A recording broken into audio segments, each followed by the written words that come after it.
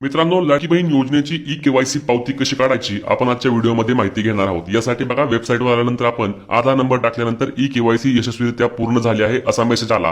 परंतु याची एक पावती असते की आपण ओटीपी टाकताना केलेली असते, ती पावती कशी काढायची ते आपण पाहूया। यासाठी गुगलवरती आधार सीडिंग म्हणून सर्च करा, त्यानंतर UIDAI ची 1 नंबरला वेबसाईट आहे बघा, या ठिकाणी खाली या वेबसाईटवर तुम्हाला क्लिक करायचं आहे। आधार सर्व्हिसेसची वेबसाईट आहे, यावर तुम्हाला क्लिक करून घ्यायचं आहे आणि क्लिक केल्यानंतर बघा या ठिकाणी वेबसाईट ओपन होणार आहे। ही अधिकृत वेबसाईट असणार आहे आपली गव्हर्नमेंट ऑफ इंडियाची।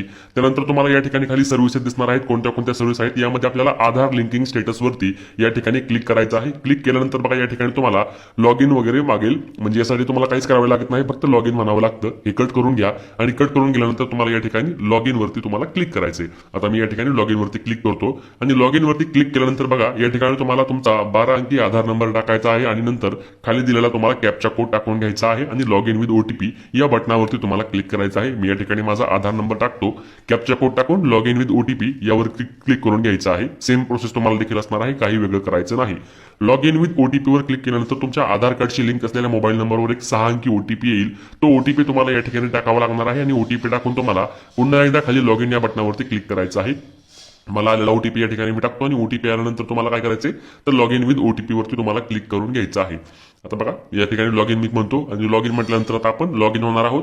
लॉग इन झाल्यानंतर बघा तुमची आधारची सर्व माहिती तुम्हाला या ठिकाणी दाखवत आहे। यामध्ये वरती तुमचा एक फोटो असतो, तो फोटो देखील तुम्हाला पाहायचा आहे, जेणेकरून तुम्ही स्वतः आहे का हे तुम्हाला कळणार आहे। त्यानंतर तुम्हाला या ठिकाणी काय बघायचंय तर तुम्हाला या ठिकाणी ऑथेंटिकेशन हिस्ट्री बघायचं आहे। बघा या ठिकाणी ऑथेंटिकेशन हिस्ट्री आहे, यावरती तुम्हाला क्लिक करायचं आहे। आता ऑथेंटिकेशन हिस्ट्रीवरती क्लिक केल्यानंतर बघा या ठिकाणी तुम्ही कधी कधी तुमचं आधार ऑथेंटिकेट केलं होतं, कधी कधी तुमच्या आधारावर ओटीपी गेले होते, ही सर्व माहिती तुम्हाला या ठिकाणी मिळत असते। यामध्ये तुम्हाला काय करायचं, सिलेक्ट मोडलिटी वरती क्लिक करून या ठिकाणी तुम्हाला काय करायचं तर बघा ओटीपी वरती क्लिक करायचं। शेवटी जो ऑप्शन आहे ओटीपी, या ओटीपी वर तुम्हाला क्लिक करायचं आहे आणि यानंतर तुम्ही ई-केवायसी कधी केली होती, समजा तुम्ही ई-केवायसी किती तारखेला केली, 20 तारखेला केली, मग तुम्ही 18 ते 21 तारखेपर्यंत तुमचं या ठिकाणी सिलेक्ट करून तुम्हाला या ठिकाणी चेक करायचंय। मग मी काय करतो, हे सिलेक्ट करतो, स्टार्ट डेटला 18/9 म्हणतो, एंड डेटला या ठिकाणी 20/9 म्हणतो, हे सेट करतो आणि सेट केल्यानंतर बघा तुम्हाला आता माहिती येणार आहे की तुमचं आधार कार्ड 18 ते 20 तारखेला कुठे कुठे वापरला आहे। फेच ऑथेंटिकेट हिस्ट्री बघा या ठिकाणी ऑप्शन आहे, त्यावर तुम्हाला क्लिक करून घ्यायचं आहे, जेणेकरून तुमच्या आधार कार्डची हिस्ट्री ऑथेंटिकेशनची सर्व या ठिकाणी येणार आहे।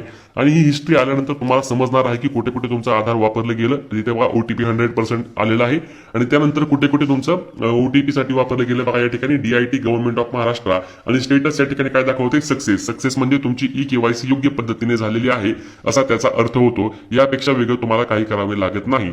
जर तुम्हाला पावती बघायची असेल तर पावती बघायची नसेल तर तुम्ही या ठिकाणी तुमच्या लाडकी बहीणच्या वेबसाईटवर जाऊन आधार कार्ड टाकला आणि त्यानंतर तुमची ई-केवायसी योग्यरित्या झाली आहे तर देखील तुम्हाला अडचण येणार नाही। त्याच्यामुळे ही महत्त्वाची व्हिडिओ शेअर करायला, फॉलो करायला आणि सबस्क्राईब करायला विसरू नका। जय महाराष्ट्र।